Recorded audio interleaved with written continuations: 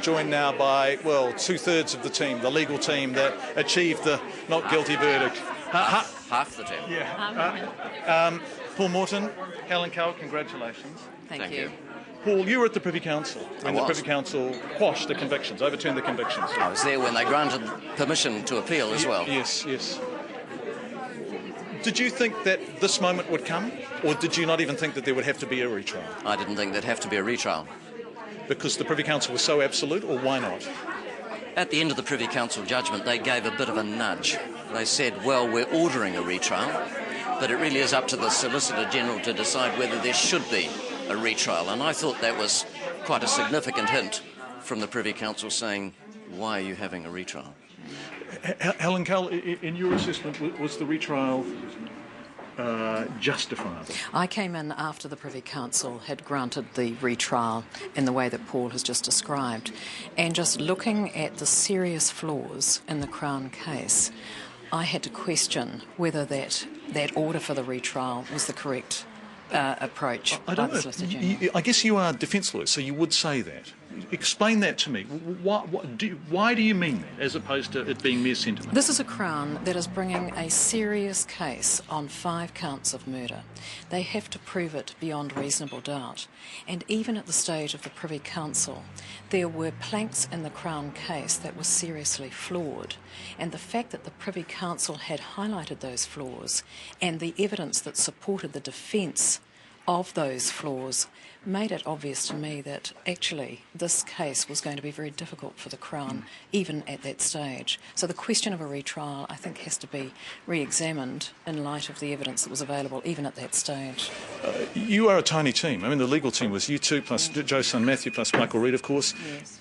A very, very small team was fighting this defence, and an enormous amount of legwork by people like Joe. Yes. Yep. I want to emphasise that all the mention of money of this case has been done with a lot of reason behind it. The Crown were well resourced.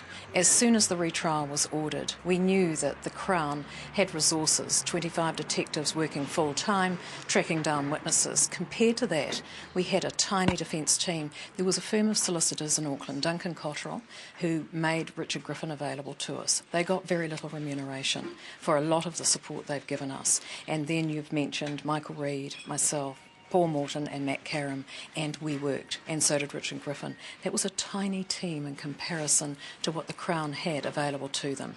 Detectives, police officers, senior counsel, Crown Law, some of the resources of Crown Law, and 2 Crown solicitors.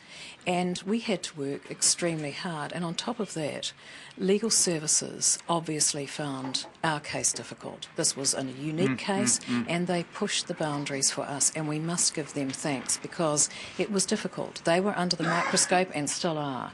But we had to go to England to get our experts, and that's another story as to why we went that far. Paul, having been through so much and having worked so hard, and it was a small team, what was it like to hear not guilty repeated 5 times in the court? It was the 4th fantastic moment that I've heard in this case. The first was hearing the petition granted, and you're there, and you immediately get a decision. That was magic. The second was learning from you guys that we'd won the appeal. That was a strangely magic moment. The third was at the bail hearing when I heard David being granted bail. That was a magic moment. But today was a magic moment. Whoa! It's over now.